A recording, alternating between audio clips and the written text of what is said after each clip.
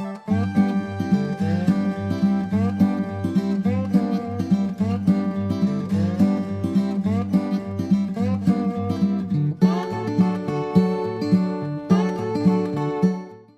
માતાજી મિત્રો, હું છું વનિતાબેન ગોંડલિયા રાજકોટથી. મારી યુટ્યુબ ચેનલ વનીની વાનગીમાં તમારું સ્વાગત કરું છું. તો આજે આપણે બનાવશું બજારમાં મળતી એકદમ ક્રિસ્પી વટાણા બટેકાની કચોરી. જો મારો વિડીયો તમે પહેલી વાર જોતા હોય તો મારી ચેનલને હજી સુધી સબસ્ક્રાઈબ ન કરી તો સબસ્ક્રાઈબ કરજો, લાઇક કરજો, શેર કરજો અને બેલ આઇકન દબાવવાનું ભૂલતા નહીં, જેથી કરીને મારા નવા વિડીયોનું નોટિફિકેશન તમને મળે ને આપણે વારંવાર મળીએ.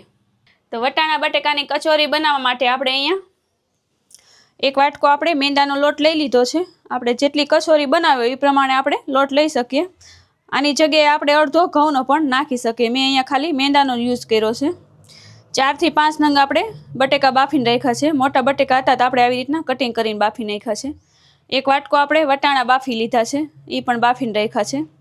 1 ચમચી જેટલું આપણે વરિયાળી લીધી છે. ધાણા સુધારીને લીધા છે.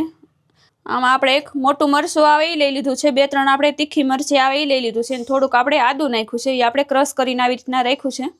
આમાં આપણે 1 ચમચી જેટલું ચીલી ફ્લેક્સ આવે એ લઈ લીધું છે. આમાં આપણે ગરમ મસાલો લઈ લીધો છે 1 ચમચી જેટલો. આમાં આપણે થોડોક અજમો લઈ લીધો છે અડધી ચમચી જેટલો. આમાં આપણે બધા રેગ્યુલર મસાલા છે જે જોઈ આપણે યુઝ કરવાનું છે. આમાં આપણે લોટ બાંધવા માટે પાણી લઈ લીધું છે, જોઈ એ પ્રમાણે આપણે યુઝ કરવાનું છે. તો કચોરી બનાવવા માટે સૌથી પહેલાં આપણે લોટ બાંધી લઈએ.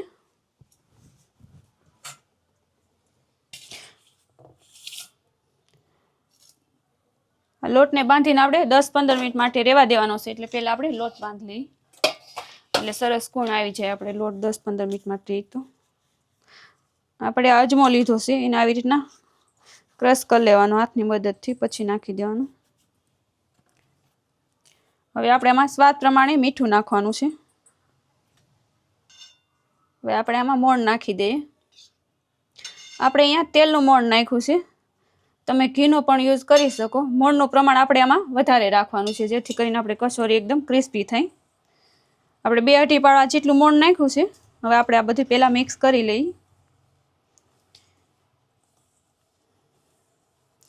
ઘીનું મોણ નાખવાથી પણ ટેસ્ટ એકદમ સરસ આવે છે. આપણે અહીંયા તેલનો યુઝ કર્યો છે.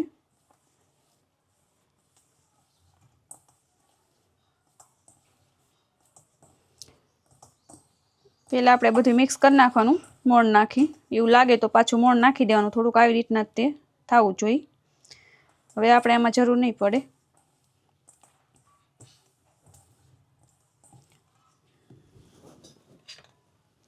હવે આપણે એમાં થોડું થોડું પાણી એડ કરતા જઈએ અને બાંધી લેવાનું છે.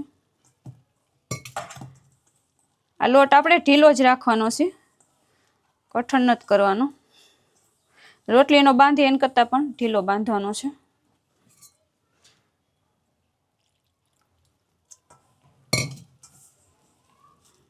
તો આપણે લોટ સરસ બંધાઈ ગયો છે. આપણે આવી રીતના ઢીલો રાખવાનો છે.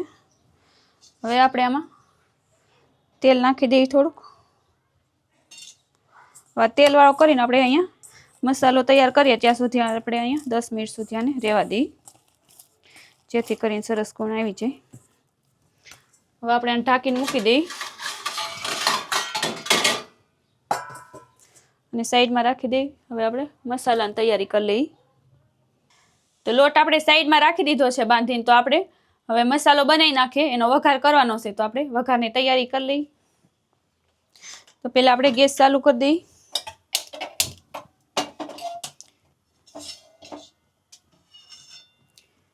એમાં આપણે પહેલાં તેલ નાખી દઈએ. આપણે 1.5 પાવડું જેટલું આમાં તેલ નાખી દીધું છે. તેલને ગરમ થવા દઈએ. તેલ ગરમ થઈ ગયું છે. આપણે 1 ચમચી જેટલું આમાં આખું જીરું નાખી દઈએ.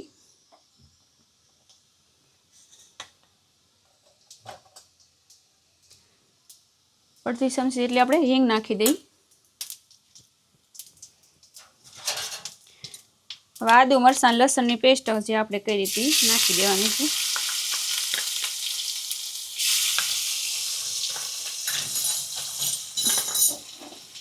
ને થોડીક વાર આપણે સાતળી લેવી. ગેસની ફ્લેમ આપણે ધીમી કરી નાખવાની છે, જેથી કરીને નીચે દાજી ન જાય, સરસ સડી જાય.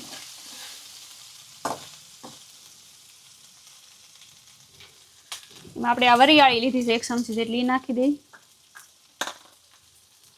વટાણા બાફેલા છે એ નાખી દેવાના છે. આ ચીલી ફ્લેક્સ લીધી છે એ નાખી દઈ.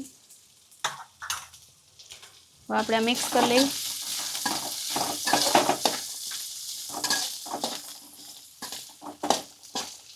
વટાણા આપણે બાફીને જ લીધા છે એટલે સડવા દેવાની કંઈ જરૂર નથી, બફાઈ જ ગયા છે સરસ. હવે આપણે લોટમાં તો મીઠું નાખ્યું છે. આ મસાલા પ્રમાણે આપણે મીઠું થોડુંક નાખી દઈએ, સ્વાદ પ્રમાણે. થોડીક આપણે હળદર પાવડર નાખી દેવી, થોડું ધાણા જીરું પાવડર,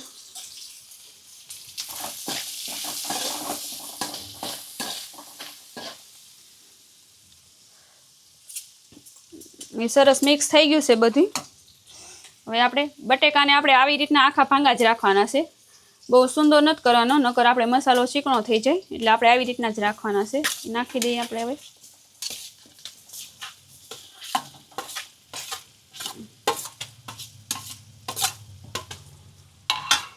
હવે આપણે આ ગરમ મસાલો પાવડર છે એ ઉપરથી નાખી દેવાનો છે.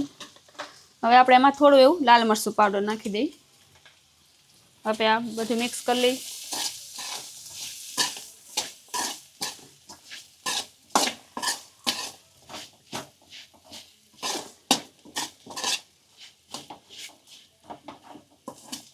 સરસ મિક્સ થઈ ગયું છે આપણે. હવે આપણે આ ધાણા લીધા છે સુધારીને નાખી દેવાના છે. હવે ગેસની ફ્લેમ બંધ કરી દઈએ.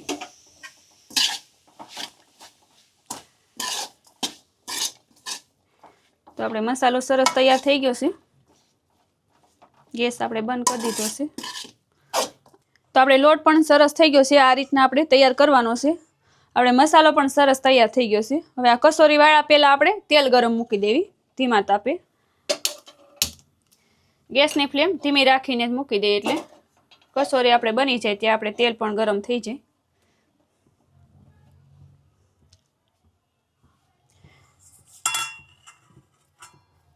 હવે આપણે આવી રીતના લુઓ વાળી લેવાનો છે, અને વણીને પણ થાય. આપણે ઢીલો લોટ રાખ્યો હોય તો આવી રીતના આપણે હાથે પણ કરી શકીએ. આપણે લોટ ઢીલો જ રાખ્યો છે એટલે આપણે એવી રીતના કરી નાખીએ. આને આપણે બહુ પાતળી નથી કરવાની, આવી રીતના જાડી જ રાખવાની છે. એટલે આપણે કસોરીનો શેપ આપવો હોય એવી રીતના આપણે કરી લેવાનું. ગોળીંડો નાના મોટો લઈ શકીએ. ઢીલો લોટ હોય એટલે આપણે આ રીતે થઈ શકે.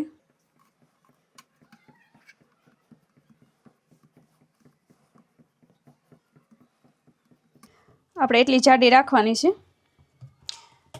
હવે આમાં આપણે મસાલો લઈ લેવાનો છે.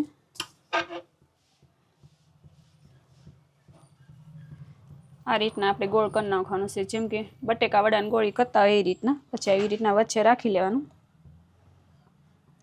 બસ આવી રીતના આપણે રોટલી જેમ વાળતા હોય એવી રીતના ગોળ કરી લેવાનું છે.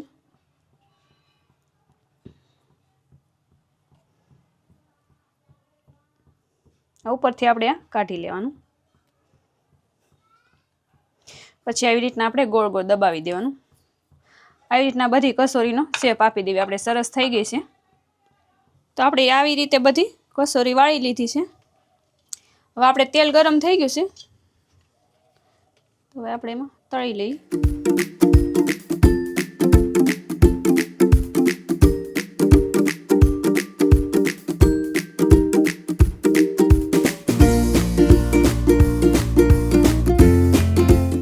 આપણે તેલમાં હમાય એટલી કસોરી નાખી દેવાની.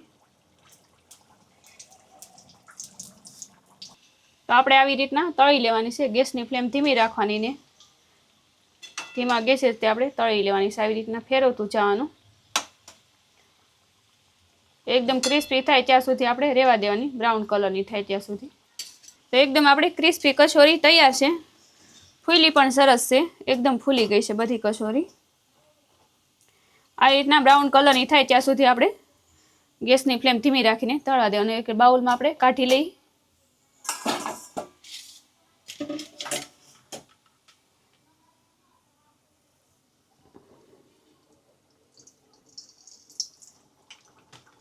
તો આપણે કચોરી તૈયાર છે. એક ડીશમાં આપણે સર્વ કરી લીધી છે.